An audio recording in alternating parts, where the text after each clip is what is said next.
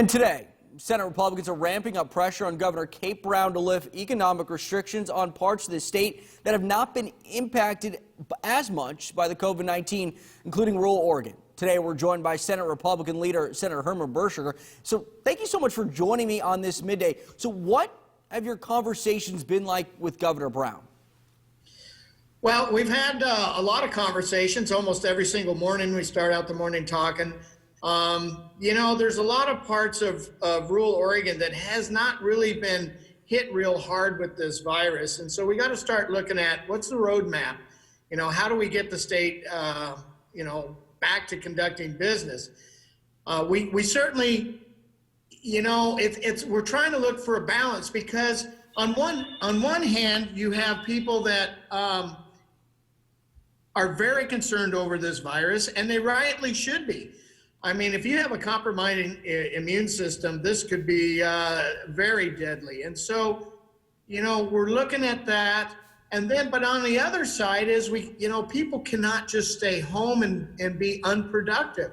I mean, there's mortgages to be paid, there's bills to be paid, and we're hearing from that. We're hearing from restaurant owners that are telling me, we're not coming back. We have just lost everything. And so you worry about that. It puts more pressure on marriages. We see more child abuse, more alcohol and drug use, because it's hard. Can you imagine having your business shut down and sit in your house day after day after day, knowing that you are going to be bankrupt? So we're trying to find that balance. And I think in rural Oregon, where we should start is in our rural hospitals.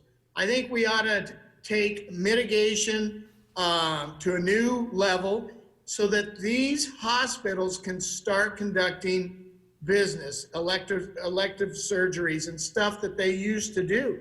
Most people don't realize these hospitals haven't been doing that, and they are going broke. And the last thing I want are hospitals in our rural communities going broke.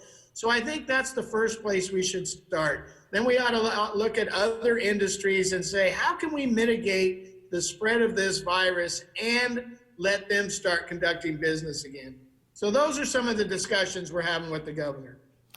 When you mention rural Oregon, what counties in particular are you talking about? You know, I would say most everything east of the Cascades and maybe down here in Southern Oregon too.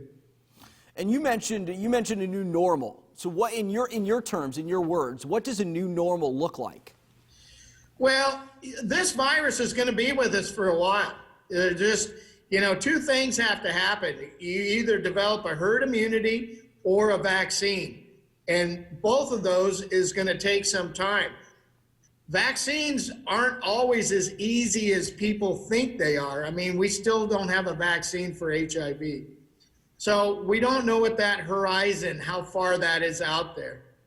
So we're still going to be dealing with people that are going to get affected by this virus. But I'll tell you what, I'm really proud of Oregonians, because what they have done has really did bend the curve on this virus.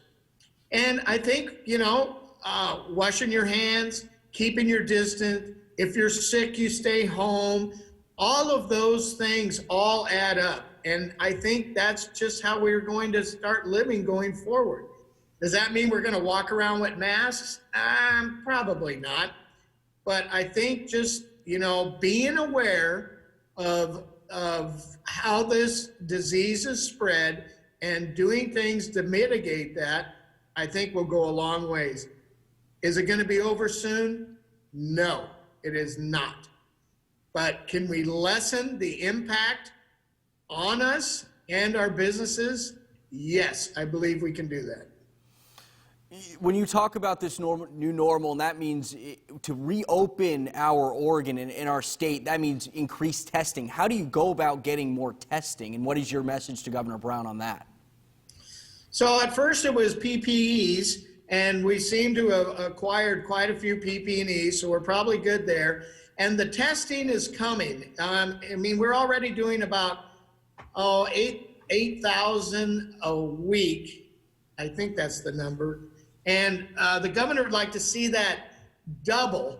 And you know, I don't disagree with that, but I think that's something we work up to, because the one thing I've learned over the last 3 weeks, I have had talked to more experts on conference calls and Skype and Zoom and this and that, whatever, and they're all a little bit different. So yeah, testing is important, but what is the level of importance? Because you know, you can get tested one day and 2 days later become affected by the disease, thinking that I don't have it, now you do. So, you know,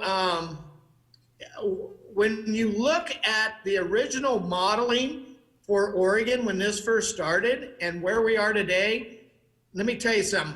Oregonians get an A+. Man, we've done a good job, because we're not even near what those experts thought we would be. And when you talk about your new normal and reopening some of those rural Oregons, you know, a lot of experts have predicted this is going to come back eventually at some point. But what if you do open Oregon? What if the virus does come back? What do you do then? Well, that's part of the plan. So, you know, that's the if the virus does come back in a certain part of the state, then yeah, you got to jump on it right away, and you're probably going to have to shut it down again. But look, who's going to, you know, here's what people don't understand. Where are we going to get our food? Where are we going to get the things that we need to live with? I mean, we can only go on so long. I was just looking at, you know, how much, let's say meat. I was just looking at beef commodities the other day, because I'm a commodity nut. And, you know, we're slowing down our slaughtering, and our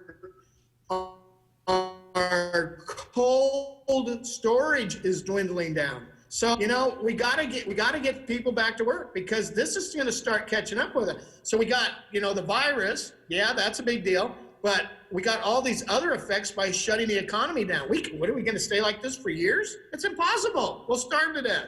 So we got to start figuring out how to mitigate this disease, and at the same time, how to get people back to work. It's just that simple. Senator, thank you so much for joining me. I appreciate it. All right. Thanks for having me. You guys take care. Of course.